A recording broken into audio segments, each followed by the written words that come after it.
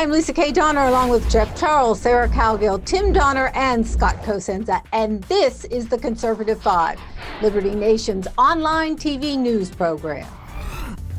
On today's episode, an outcast uprising. 73 million angry Trump voters are benched wondering where to go next. Should they go scorched earth or settle for something a little less apocalyptic? Biden's headed for the White House or the Big House.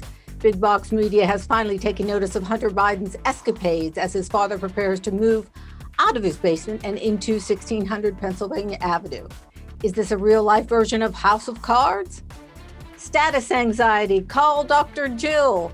We've heard of stolen valor, but stolen status? Joe Biden's demand to be called doctor is coming under fire, and to tell you the truth, it's pretty damn funny. The 2020 Tyrant of the Year Award.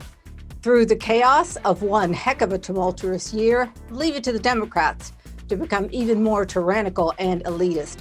Find out who the Conservative Five team has on its naughty list this year. And in our exclusive segment for Member Zone subscribers, what's with China and the Democrats? For the second time in 2 years, a prominent Democratic member of Congress has become embroiled in a China spy controversy. And it all took place when Barack Obama still resided in the White House. All this and more coming up on the Conservative Five.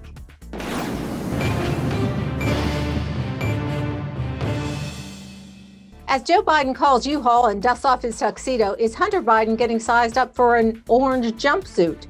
It seems now that the election is over, big box media has rediscovered Hunter and finding out that he's one hot mess and certainly worthy of coverage. Imagine that.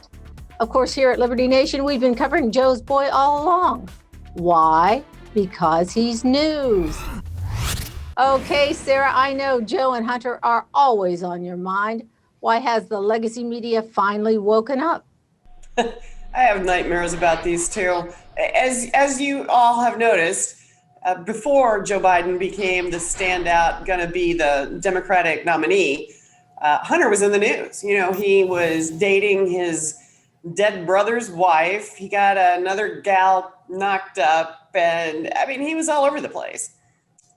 Then Joe took over, and everybody just, as we all saw in CNN's Veritas, on our last episode, they covered it up. Everybody covered it up. Everybody covered it up until all this shook out. Well, Daddy's going to be going to the White House, and the gloves are off. He's an adult. He's an idiot, and it looks as if foot sex might be with, a guy weighing 250 pounds in the showers at this point. Oh, all right. Who's going to follow that one up? I wanted to say, that all the attention is on Hunter Biden because he's sort of ground zero in this investigation. But I think we make a mistake if we focus so much on the perversion of Hunter Biden, because he's not running for any kind of office. And we should focus instead on the big guy, the 10% guy, the guy who got the last cut in every one of those crooked foreign deals that the Bidens made to enrich their family. Hunter was just the bag man. Yeah, but Hunter was the one driving that train. And so if his daddy got on it, daddy got on it. So if we take down Hunter. I don't know about that. I beg to differ. I think he was the bag man. And he's sort of a pitiful character because he's been kind of propping up the whole family and providing them a lifestyle to which they should never have become accustomed. Yeah, but I kind of agree with Tim here, though. I mean, none of this is really going to matter unless the big guy is actually implicated in this. If there's evidence that he was involved in this or benefited from it in any way, now that's going to cause him some problems that even his friends in the media couldn't get him out of. So I think focusing on Hunter makes sense. But in the end, there has to be a tie to Joe Biden for it to really matter. But that's just going to come naturally. That tie will come naturally unless they cover that up. But once it starts getting out there and people start digging into the tiny little minutia of the details, that's when they're going to start bringing Daddy in. All right, but we've already got emails saying give Dad and Jill and the dog and everybody associated a key to the office. Scott, the silence is deafening over there. What sayeth thou? It's easy to feel sorry for Hunter Biden because he's a pathetic soul who is the product, I think, of his upbringing and experience. And, I think it's preposterous to act like that's no big deal when he's being, engaged in a corrupt practice over and over again. You need look no further than these board seatings that he gets that you wouldn't put anybody with even double his qualifications on, let alone the problem he has with the character and fitness for any kind of important position like that. I'd refuse to pretend that there's anything remotely possible other than rampant corruption in that regard. And it's a disgrace on the big box media. I appreciated that term. I hadn't heard it before, that we're where we are now, which is that, LibertyNation.com leads reporting in the Hunter Biden area, not with an army of reporters like those big box media do. Didn't I say that in just different words, Scott? Didn't I say just what you said in different words? Am I being accused of mansplaining? Well, maybe the better question is, will Hunter Biden's problems become Dear Dad's old albatross? Well, I think that the problem with going after Hunter Biden, too, is that it gives the media wing of the Democratic Party a built-in excuse. Oh, they're picking on a drug addict. They're picking on a guy who lost control of his behavior through no fault of his own because he's addled by drugs. Are we going to pick on yet somebody else with a disability? And they'll tie it all into Trump. I think if you focus on the big guy and his connection to this, admittedly, you have to get to the laptop first. You have to do a forensic investigation. But, once we get there, everything should be focused on what part of these financial deals flowed all the way to the top of the family. I don't think they bought this guy on a whiff of a promise of influence. I think that they paid all this money because there was a more concrete promise and delivery of influence. So, Tim, I think that evidence is out there for competent authorities who seek to find it. Scott, play the lawyer for a second. What's he looking at? Criminal? How many? What are the charges exactly? One of the emails ratcheting up. I mean, we're not just going to go the way of Al Capone and tax evasion, are we? I mean, there's got to be more there. One of the Hunter Biden emails said that he was basically the bag man for the family, and that there was a set thing in place where Joe gets a certain cut of every deal that they're able to kind of sell the family name for. So if that's true, the sky's the limit. It's a RICO case. It's a criminal conspiracy. So what we're saying is the Biden family is a global racketeering family? I'm saying that's what that letter suggests. And because its authenticity in part has been verified, it's incumbent upon appropriate authorities to investigate those claims. Jeff, do you feel sorry for Hunter or not? Or you think that Biden's going to have to do something here other than say, I'm confident? I mean, I think the other day he went from I'm proud of my son to I'm confident. We're up to 5 words now. Well, I mean, on some level, I have a certain level of sympathy for anybody who gets addicted to drugs.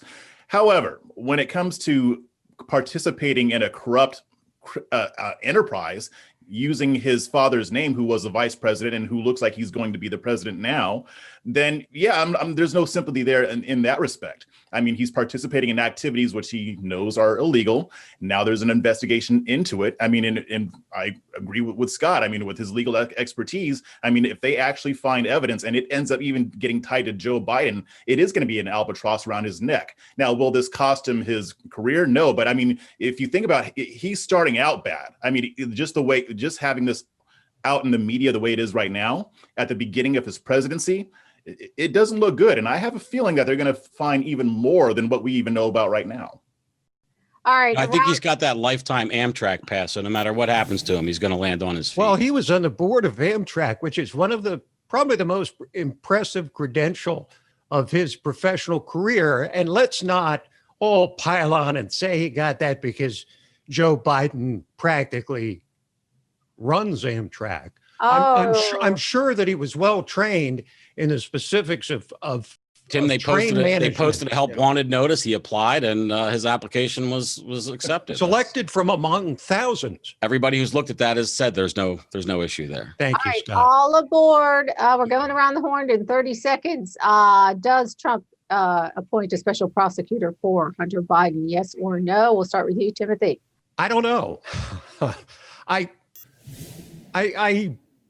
don't see how he can avoid something that would at least be a clever sort of equivalent of that, but it's a little too early to be able to answer that question. Next. I don't think he should, frankly. There's not enough time for them to not just dismiss it and push everything under the rug. I think they should do it, privately and do it well, and then announce the results. And Democrats could very well be thinking, all right, let's get the impeachment out of the way. Let's get Joe out of the way, and let's get Kamala in the Oval. Jeff. I think I have a feeling he will appoint a special prosecutor just because, it might make it harder for Joe Biden to scuttle the investigation if he takes office. So I could see him doing something like that because I think he is going to want to make things as hard for Biden as he can, especially when it comes to, getting away with corruption. Scott? One of the few reasons to look forward to a Biden presidency is to have a president who is more predictive with their behavior. I have no idea what Donald Trump is going to do here. He's always been his own man with these sorts of things. And my crystal ball is very foggy.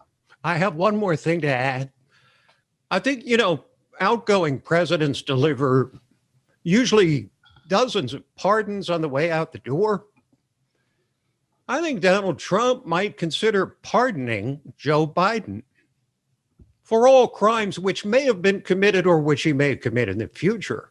Oh my goodness, your sarcasm. Can't pardon for future crimes, just for the record. Well, he can try, but I think it's a brilliant. I do mean a brilliant, and no one else, right? Just Biden, Biden. Right? Yeah. Just forget maybe all Hillary, the other pardons. Maybe right? even Hillary, just because she's never going to get prosecuted. That's anyway, right. You know what I mean? Yeah. Pardon his two presidential opponents. Yeah. Brilliant idea.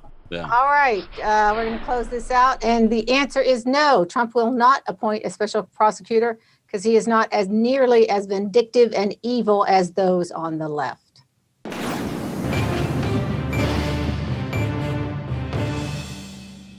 Feeling inadequate? Well, go get yourself a PhD and parade about having everyone call you doctor. Yes, Joe Biden is in the spotlight for title abuse. Joseph Epstein wrote an unflattering account of Mrs. Biden in the Wall Street Journal, and boy, did he ever hear about it. Here's what Mr. Epstein wrote. Madam First Lady, Mrs. Jill Biden, kiddo, a bit of advice on what may seem like a small, but I think is a not unimportant matter. Any chance you might drop the doctor before your name? Dr. Jill Biden sounds and feels fraudulent, not to say a touch comic, unquote. Of course, the left came unhinged and nearly demanded a public hanging for Mr. Epstein. However, he did indeed break open a discussion that everyone's been wanting to have. So what's the deal with Dr. Jill? Scott, you wrote an article this week. What do it's Dr. Lisa. Oh, yes, it's Dr. Scott. Dr. Scott. Dr. Scott, you wrote an article this week. What do Dr. Seuss and Dr. Biden have in common? Do you think Joe Biden is looking for love in all the wrong places? And yes, this is a softball. I've set it on a tee. Now you may hit it out of the park, please. It says a lot about a person who goes out of their way to gain unearned respect and admiration. And that's clearly what's being done here. Joe Biden himself said that Jill Biden got this title so that she could get mail addressed to Dr. and Senator Biden. She was sick of it being addressed to Senator and Mrs. Biden. Now, nobody had the heart to tell her that even if she did get the doctorate, it would still be addressed to Senator and Dr. Biden, because that's how these naming conventions work. So she exhibits her ignorance in more profound ways every day. But the idea that, they put out this Thanksgiving message from the fake office of president-elect, and it was from Joe and Dr. Jill Biden. So they can't even keep the formal with the formal, right? It should be Joseph R. Biden and Dr. Biden if you wanted to go that way, but it's not. And it's just, she wants to be called a doctor, just like Whoopi Goldberg thought she would make a great surgeon general because she's a great doctor. And the idea is the left has now made this into a cause celeb because they've just invented the idea that the attack was a misogynist attack, as if men wouldn't be similarly attacked. But we know from previous writings, of course, their hypocrisy is laid bare. They famously went after Sebastian Gorka of the Trump administration for wanting to be called doctor and made great fun of that title. And the Washington Post and New York Times have policies of not using the title doctor, okay, in their style book. It's part of the AP style book as well, unless it is a medical doctor or you're talking about their specialty. So if Jill Biden was giving a lecture at an education training conference, then her title would be appropriate, of course. But that's not what goes on here. So Ben Carson is just Mr. Carson in the New York Times, but Jill Biden is Dr. Jill. All right, Jeff, I can feel you chomping at the bit. Yeah, I mean, and I'm going to piggyback off of what Scott was saying, because that's exactly where I was going. I mean, how often do you see them insist on calling Dr. Ben Carson Dr. Ben Carson? They don't, and he deserves it far more than she does. He's a world-renowned surgeon, and they treated him with nothing but contempt. But even beyond that, I mean, if they disagreed with the article, they could have just said, oh, we disagree because of that. The over-the-top response was unbelievable. But it's something that we're becoming used to seeing from the left. I mean, you write something critical of somebody that they love, they freak out about it. Never mind the fact that they've been bagging on Melania Trump for 4 years for no good reason. She hasn't done anything to anybody, but they were slamming her all the time for no reason. But then they get butthurt because somebody says something about Dr. Jill Biden. It's absolutely ridiculous. I thought it was hilarious. And this story is very entertaining to me just to watch the left react. I'm deeply offended. Oh, I'm deeply offended that this panel would try to bring low a woman who wrote a dissertation for her PhD in education on student retention in community colleges. This is an issue of earth-shattering importance, overlooked, never discussed during the presidential election. Shockingly. So this lack of respect for Dr. Biden from Jeff and Scott, I find deeply offensive. Sarah, can I just say I can't stand that kind of attitude? And by the way, you must refer to me as national columnist before you call on me again. Just what the heck is wrong with these people? Who cares? Nobody cares. I mean, if you are a legit, delivered babies, if you sawed off somebody's arm in the field over in Afghanistan, come on, Dr. Jill Biden, because I don't like the mail. I don't get it. They're making all kinds of, Salon had an article, and I can't believe I read it. But anyway, this is happening because she's a woman. We would never dare say this about a man. I mean, do you feel slighted as a woman that, she should hold on to this doctor of education? By the way, how many millions of Americans are out there like Whoopi Goldberg and think that, she makes house calls for sniffles and sneezes? That's the entire reason for the media treatment of not referring to non-medical doctors with the honorific. It doesn't make any sense. Yes, and it adds importance that isn't there. And would I be offended? No. If I had a doctorate in whatever, no, I wouldn't, because if you're really good at something, people are going to find out what your credentials are. You don't have to parade it about. You don't have to say, look at me, look at me, look at me. Look how many initials I have after my name. And that's what she's doing. And I find that demeaning to her sex and our sex. I'm trying to figure out which is worse, that Dr. Jill Biden insists on using doctor herself and accepts it willingly, happily, I suppose, or the fact that everyone around her is willing to continue to call her doctor. I mean, which one is worse, that everybody showers an undeserved title on her, or that she gladly accepts it? I've yet to figure out which is worse, but the totality of it.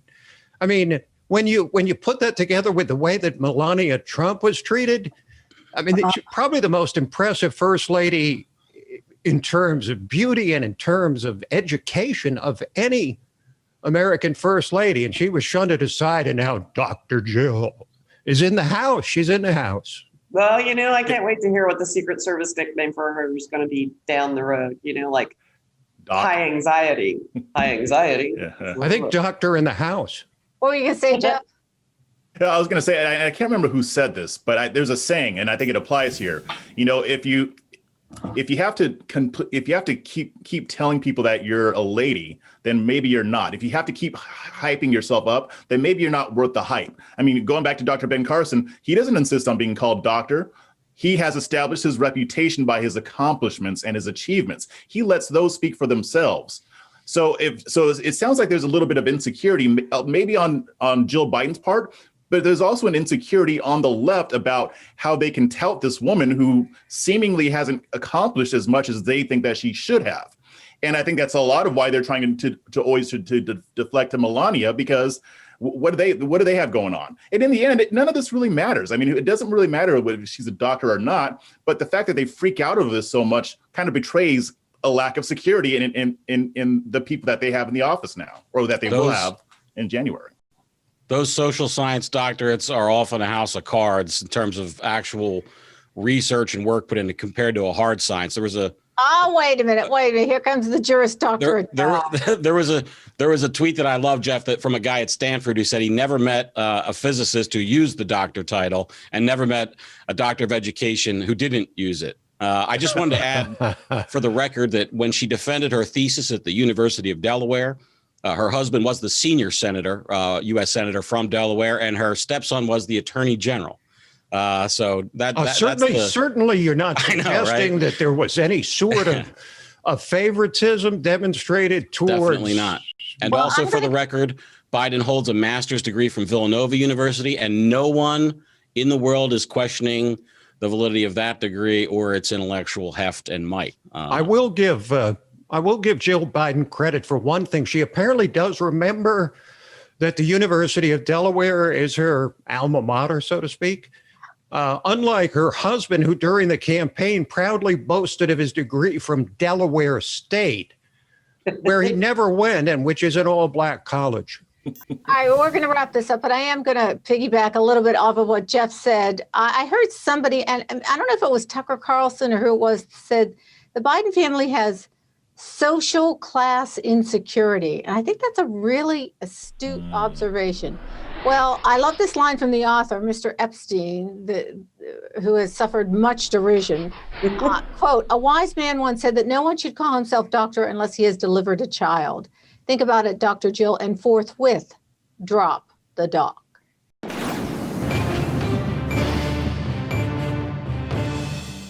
One thing we can all agree on is that 2020 has been one hell of a wacky and weird year. Impeachment, pandemic, election chaos. But through it all, several people worthy of the Tyrant of the Year award have risen to the top of the heap. Who has made the Conservative 5 list this year? We're glad you asked. And there's no one better than my better half, Tim Donner, to start this segment off with a mega tyrant. Tim, tell us, who do you think should get the nod and why? Well, so many candidates, so little time. I thought about Adam Schiff for his constant lying, Gretchen Whitmer, governor of Michigan, for ruining her state with her restrictions. I thought about Andrew Cuomo, who helped set off an exodus out of the greatest city in the world, or Ted Wheeler, the mayor who probably ruined Portland forever by refusing to stop violence and occupation for months.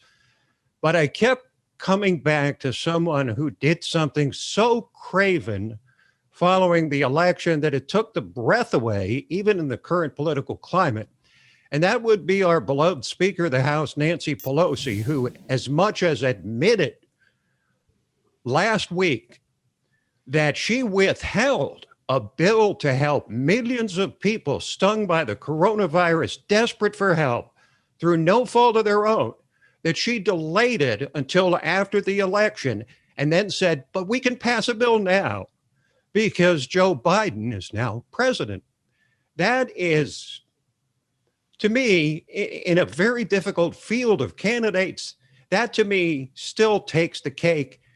And of course, it's consistent with the speaker's tradition over the years as speaker of being bitterly partisan and doing everything strictly for political purposes. Well, this time it could cost lives, not just in terms of the pandemic, but in terms of the fallout from it, the lost jobs, the depression, the suicide, the mental illness. She doesn't consider that for a moment because she lives in her golden fortress in her little district in San Francisco. And her attitude goes back to Marie Antoinette. Let them eat cake. Only in this instance, she didn't even let them eat cake until her man was safely, securely elected president. Oh, that's pretty decent soliloquy there. What do you think, Scott?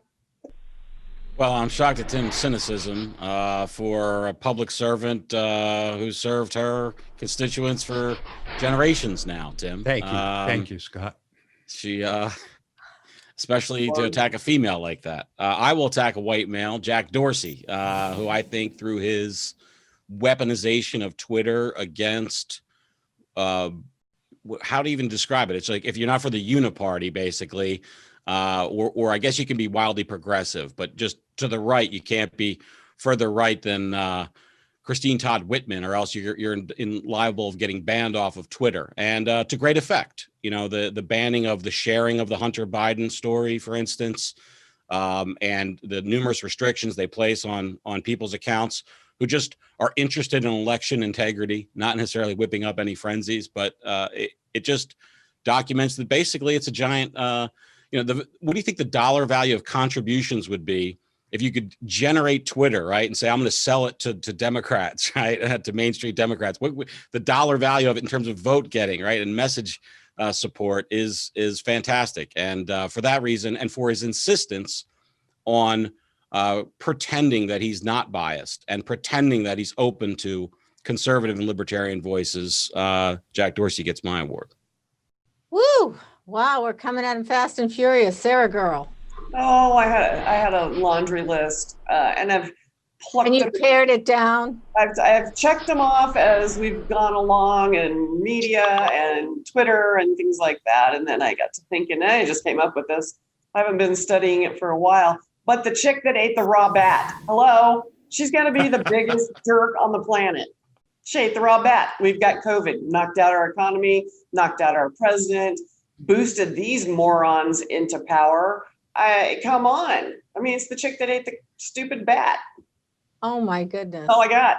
Well, except for I didn't like Greta Thunberg either. I hadn't thought about that. Okay. The only difference being that she didn't intend to be a tyrant. How do you know that? Okay, I defer.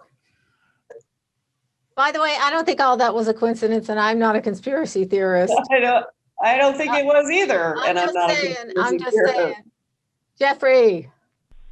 Yeah, so I mean, I was tempted to go with Jack Dorsey like Scott did because because of my suspension that happened a couple months ago for some ridiculous crap. But my choice is going to be what I'm gonna refer to these people as the activist media from now on, because we don't have a fourth estate anymore. We have left-wing activist groups that pose as news outlets.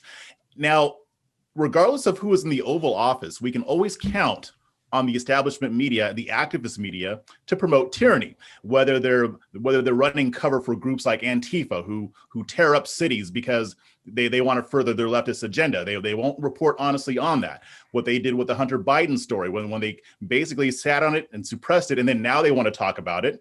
When it comes to the coronavirus pandemic, they support all of these onerous lockdown orders that even regardless of whether they work or not, they fully support it, and they won't give the other side anybody who disagrees with it, they mock and ridicule.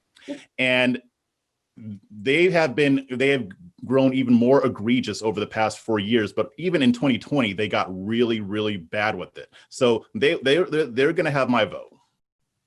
Whoa, okay. Mine goes under the category of we're married, so we don't talk. Tim and I did not go over this in advance, but for my tyrant, I chose two people who I call the steel magnolias of tyrants, Nancy Pelosi and AOC. Nancy for making the millions of people suffer just to spite Trump. And I actually even used the line, let them eat cake. But anyway, her point of view is, so screw the pizza parlor, man. Go under, close, lay off everyone, because Nancy has her nasty pants on. Then there's AOC, who thousands of New Yorkers have to thank for stopping the new Amazon headquarters from relocating in the Big Apple. I mean, why give them jobs when you can have them standing in line for handouts? So my pick for tyrants of 2020 are the steel magnolias of Pelosi and AOC. All right, let's vote. Now that we have 5 candidates, worthy candidates on the board, we have Pelosi and AOC as the steel magnolias as 1. We have Scott. Scott, name yours again. Jack Dorsey of Twitter. Jack Dorsey. Sarah. Chick that ate the raw bat. Chick with the bat. I don't know what her name is. Bat Tim, chick. we know you're Pelosi, and Jeff, you are the Activist media. Activist media. All right, TikTok. Oh, this is hard. All right, Scott, start us off. Who's your vote? And Well, don't, Jeff's you is can't all-encompassing. vote for It's not- yourself. You can't vote for yourself. Jeff's is all encompassing. It's not fair, but his wins because Twitter's even inclusive in that. It is the activist media. They're the real thieves of this election, not Hugo Chavez, but it was stolen because of the media. And that's why Joe Biden will be the next president instead of Donald Trump. Okay, Sarah. I got to agree. It's the activist media. Okay, we're not even going to give you a vote, Mr. Charles. Tim.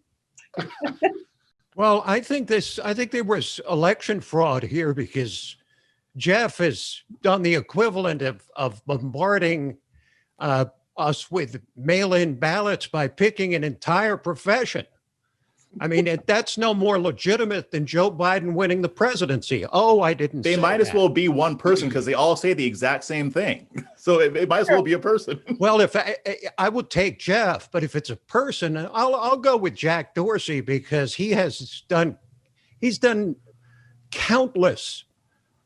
It's impossible to count the damage that he's done going forward by getting away with the censorship. All I can do is say that I hope that the infamous Section 230 is looked at seriously, but I doubt it. Oh, you are getting off topic as usual. Okay, let me just say that the answer is ding, Jeff Charles. You're absolutely right. The activist media wins. And there you have it, folks. The panel has spoken.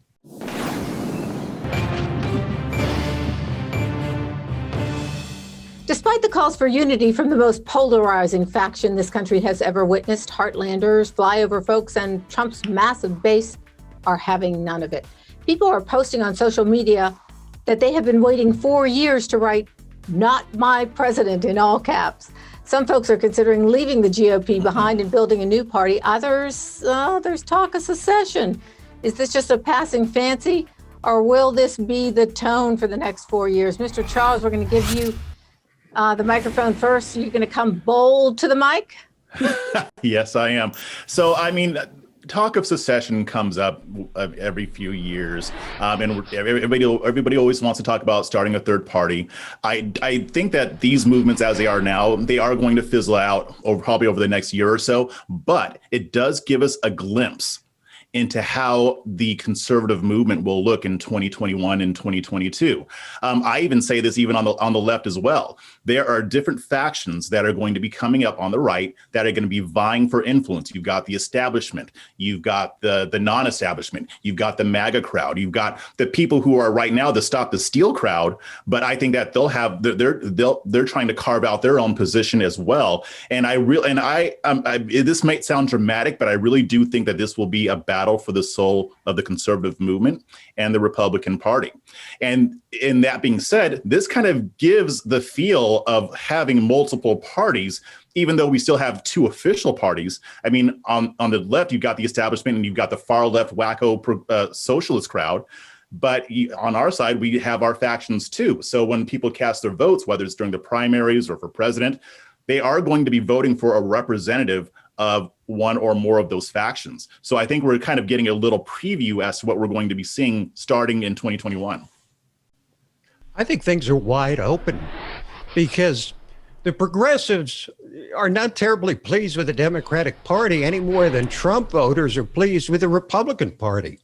So, I mean, in theory, you've got what Joe Shaver talked about on Liberty Nation in one of his columns, which is sort of a tripartite setup where you've got a progressive party, an America First party, and then a uniparty of the sort of establishment, the squishy, soft center establishment of the Democrats and Republicans.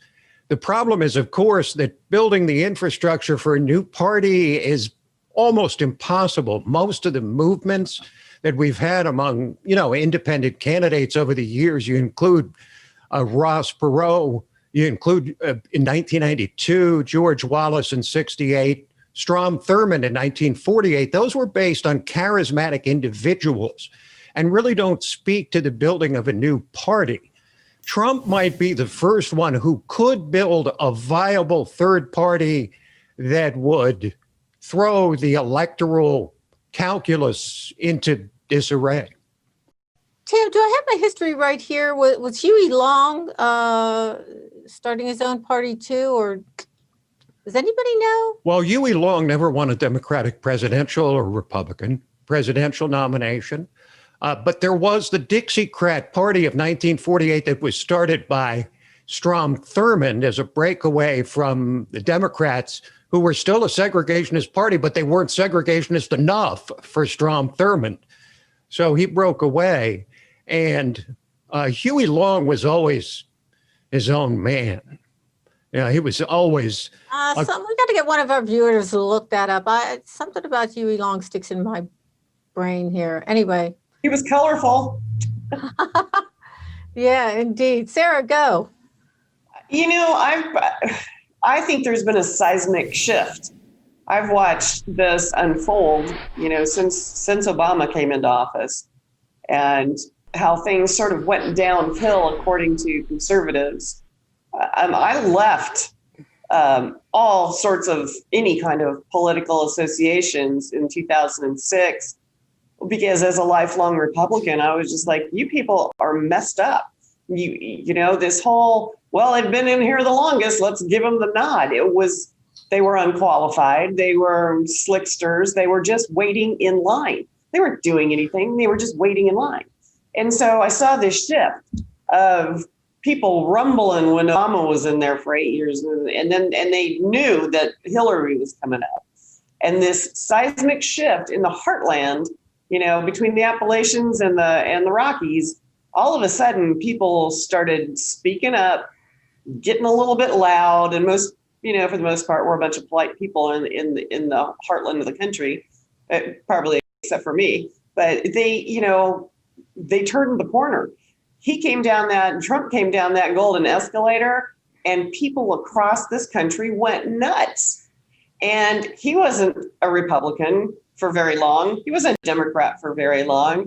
He's just an American. And that's what people wanted. They wanted somebody to put this country first. So he's not in the White House. They're going to want him somewhere else. And I think if there's any time, now would be the time for those 73 million people to either split up and absorb the walkaways, all the different kinds of movements that Trump attracted, and go for it. Sarah, come on, fess up. We know you're a big fan of Slick Mitt, who ties his dog to the roof of his car. Yeah, my favorite animal abuser in the Republican Party. All right. What do you think, Scott? Well, I hope so. As a libertarian, the Republicans have long since been the bane of libertarians. And, right now there's actually a hot war on the left side of the Democrat Party with progressives, and AOC refusing to advance a vote for Medicare for all, or threaten to withhold her vote for Speaker Pelosi. And I've been fascinated and riveted to the kind of expression of genuine demand for services. We supported you, you're a progressive, why aren't you voting? That's coming from some areas, and the resistance from the squad, which are now proving to be total hypocrites, even to their base. So this abounds, and I think it's appropriate to punish the politicians always, every time. All right, Jeff. It's really tough because I think that, with the establishment still in power, because Trump kind of shook things up, but the establishment never really lost power. So for me, for the conservative movement to actually move forward, we're going to need a lot of reform on the right, and the establishment really, most of them can't be a part of it. We can't go back to the days of Mitt Romney. We can't go back to the days of Jeb Bush. I think Trump Trump gave us a template. He gave us a blueprint of where we can go, but we can't just rely on Trump, because even if he's not in office, he's not going anywhere, right? I mean, he's still going to be around, but we can't just rely on Trump. We need to raise up new leaders to take over the party, to go that far, to take over the party and move it forward instead of going back to business as usual. Because I do think that there are people in the establishment who do want to go back to the way things were before Trump, and we can't afford to do that if we're going to actually remain relevant. All right, well, I'll take the final.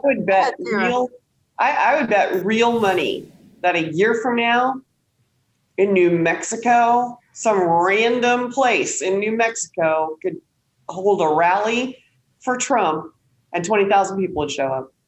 Yeah, I'm sure you're right. I don't think that mystique or that power is going to go anywhere. There's this energy that needs to go somewhere. It's not going to go back. It's not. I don't think President Harris is going to allow those kind of rallies, Sarah.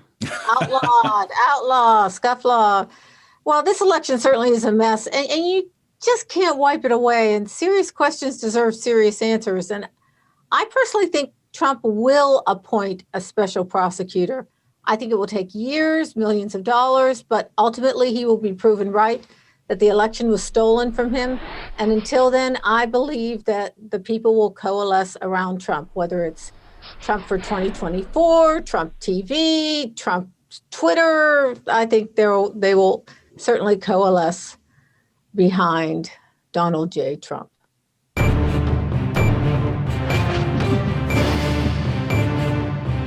That's it for our Conservative 5 panel today. Check out our other C5 shows and segments on your favorite video platform, YouTube, Vimeo, Rumble. We're on them all. As well, Liberty Nation has its own Roku channel where you can see all our TV productions. Thanks so much for tuning in. And remember to surf on over to libertynation.com. Sign up for new Member Zone subscriptions, just $17.76 a year. And remember, folks, liberty all the time and everywhere.